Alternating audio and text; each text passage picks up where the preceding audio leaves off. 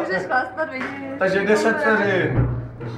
8, 7, 6, 5, 4, 3, já mu to nabouchám. 2, 1. Pojď, jo! Bumbej! Ale kde spíš máš? Doma. A kde bydlíš? Dobrý koník, víš, kde tam došel? Co? Ty vole. To nevidím dobře, tohle. Jo, je to v pohodě. Je to v pohodě. Dá to. To je v pohodě, zapít to. Já už to musím. Tak předseda klubu, kteří neartikulují. Prezident. Je špatný. On velí dneska.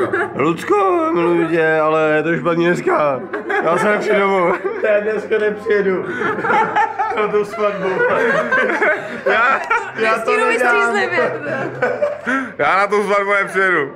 Když se mě natáčíš, tak bych chtěl říct celému světu, že jsem jakoby krásnější, než si myslíte.